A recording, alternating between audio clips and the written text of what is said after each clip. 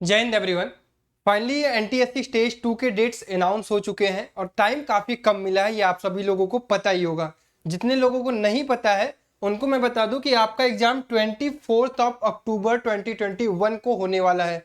बिल्कुल आप शॉक्ड हुए होंगे जिस तरह से मैं हुआ था कि इतना कम समय तो नहीं देना चाहिए, लेकिन अब ये है तो सबके लिए है।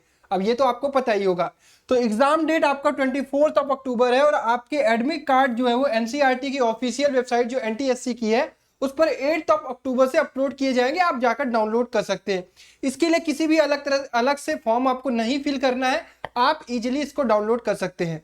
तो आज हम इस वीडियो में बात करने वाले हैं कि बचे हुए एक महीने में आपको कैसे चीजें करनी है, क्या आप कर सकते हैं, क्योंकि आप करंटली बहुत सारे अलग अलग एग्जाम्स की प्रिपरेशन कर रहे होंगे, या फिर जेई की कर रहे होंगे, या फिर नीट की कर रहे होंगे। अगर आप कॉमर्स के फील्ड में होंगे तो अपने स्कूल और या फिर अदर कॉम्पिटेटिव एग्जाम की प्रिपरेशन कर रहे होंगे।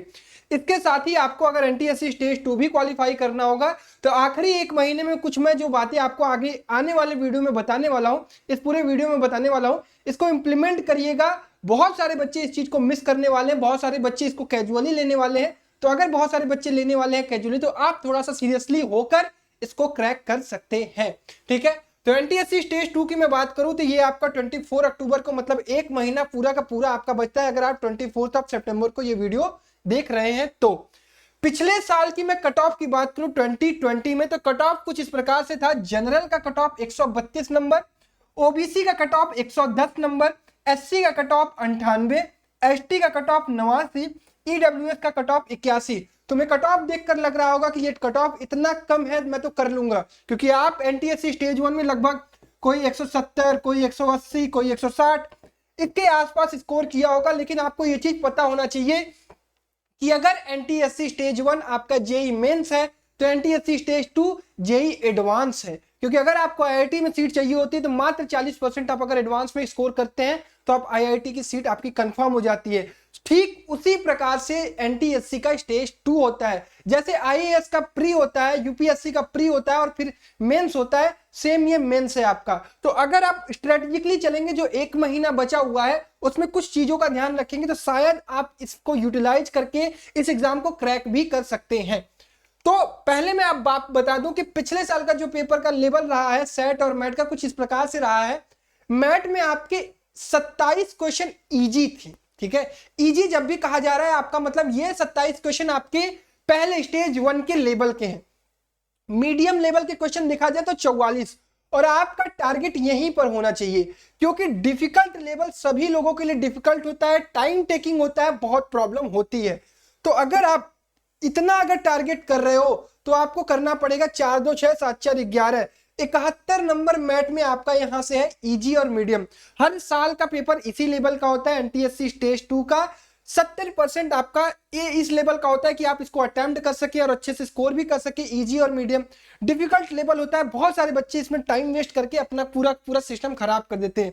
इसी प्रकार से सेट में भी होता है। फिजिक्स में अगर मैं बात करूं तो 3 क्वेश्चन इजी, 6 क्वेश्चन मीडियम और हार्ड 5 क्वेश्चन। यही वो वाले क्वेश्चन है जो 11th और 12th से पूछे जाते हैं।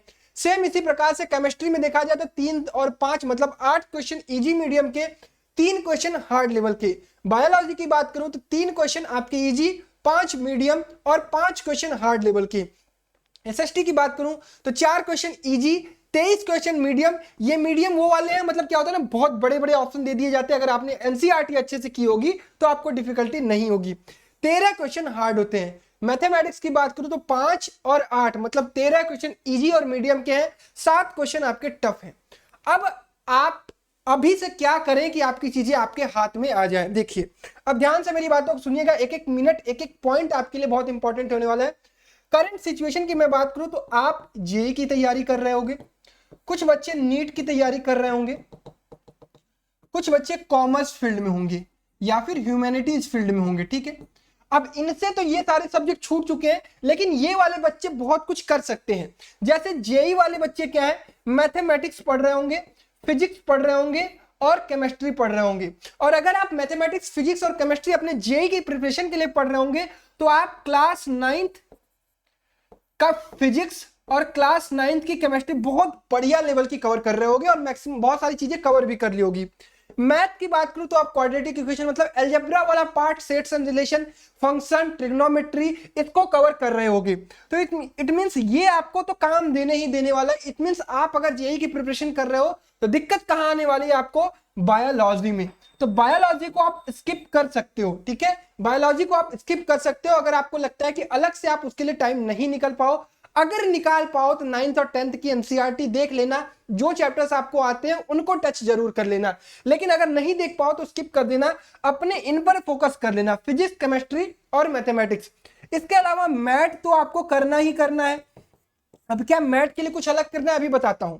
इसके अलावा सोशल, ये सोशल आपको करना पड़ेगा। अब आप सोचोगे कि सोशल भी स्किप कर दूं, तो आप सब चीज स्किप करके काम नहीं कर सकते हो, आपको कुछ ना कुछ करना पड़ेगा। और सोशल के लिए आपको वो एनसीईआरटी फिर से उठानी पड़ेगी जिसको आपने स्टेज 1 में छुआ था।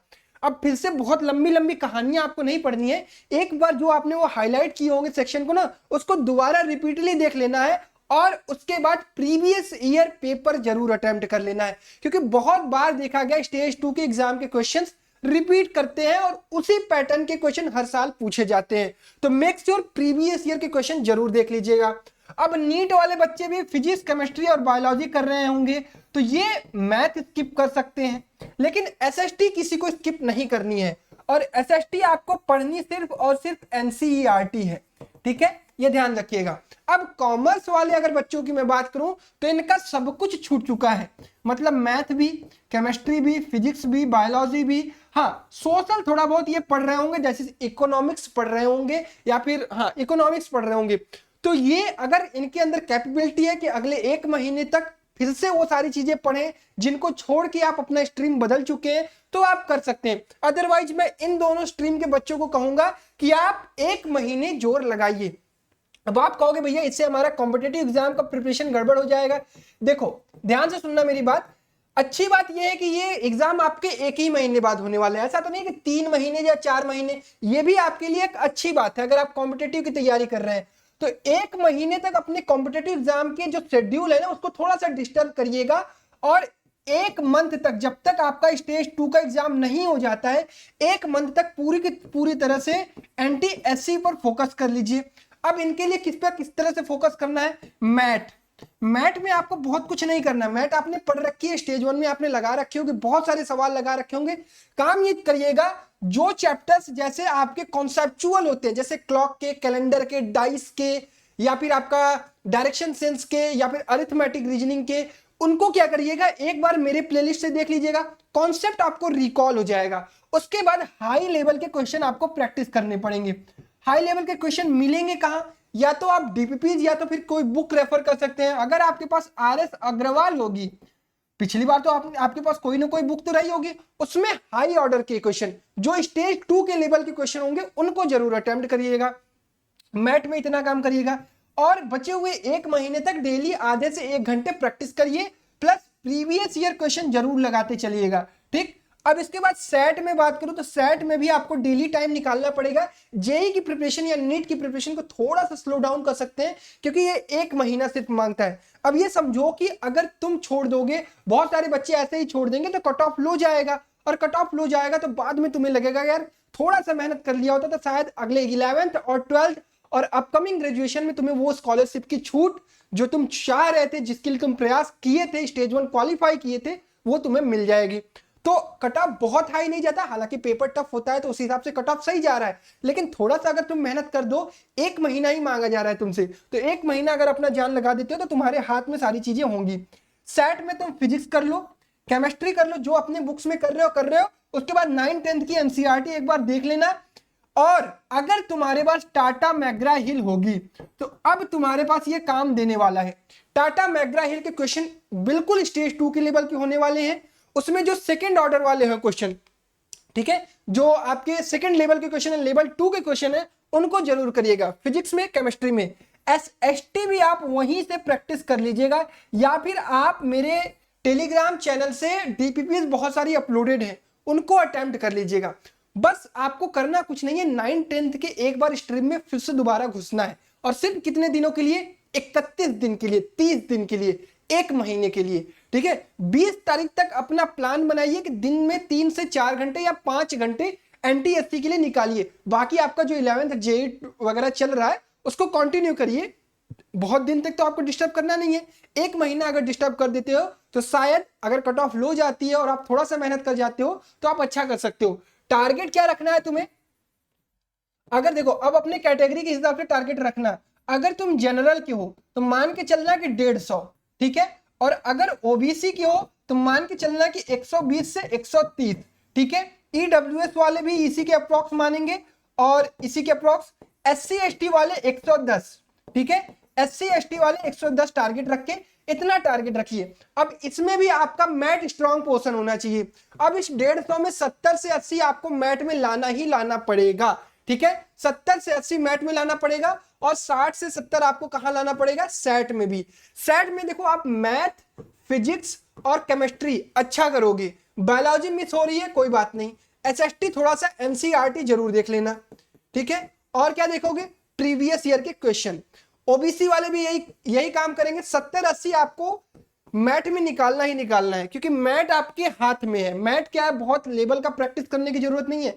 मैट में इजी और मीडियम मिला के मैंने आपको बताया है कि 70 से 80 सवाल आते हैं, तो उतना आप कर सकते हो। ध्यान ये रखना कि पेपर लेंदी होता है, काफी ज्यादा लेंदी होता है, मतलब बहुत टाइम टेकिंग होता है कि आप समझ लो पूरा का पूरा पेपर अटेम्प्ट भी नहीं कर पाओगे। तो उसके लिए क्या कर सकते हो, 2 से 3 साल के, मतलब 2018, 2019, 2020, ये तीनों साल के पेपर डाउनलोड कर लेना, टाइम बाउंड करके एक बार इसको अटेम्प्ट करना कि कितनी स्पीड जा रही है तुम्हारी, किस लेवल का पेपर है, क्या तुम अब उस लायक हो जिस लायक तुम आज के 6 महीने पहले थे। क्योंकि अब तो तुम्हारा 9-10 छूट चुका है, अब तुम 11th में एंट्री मार चुके हो, तो थोड़ी दिक्कतें होंगी, बट दिक्कतें सिर्फ तुमको नहीं होंगी, दिक्कतें सबको होंगी। तो अगर सबको दिक्कत हो रही है तो फिर कोई बात नहीं, तब तो अच्छी बात है, ठीक है। तो ये चीज सारी चीज होने वाली है अगले स्टेज 2 तक, तो थोड़ा मेहनत कर लीजिए। आखिरी 1 महीने अगर आप जोर लगा लेते हो, बढ़िया से कर लेते हो, तो शायद आप कट ऑफ क्लियर करोगे और तुम्हारा उस लिस्ट में नाम आएगा जहां पर तुम एनटीएससी क्वालिफाई कर चुके होगे। चलिए, आप सभी लोगों को बेस्ट ऑफ लक। ध्यान रखिए, फिर भी अगर आपको नीड है तो मैं आपको ये जो व्हाट्सएप ग्रुप मैंने बहुत पहले बना रखा था उसके लिंक डिस्क्रिप्शन बॉक्स में डाल दे रहा हूं। बहुत सारे बच्चे, लगभग 150 बच्चे ऑलरेडी प्रिपरेशन कर रहे हैं स्टेज 2 की। आप भी चाहें तो वहां से प्रिपरेशन कर सकते हैं।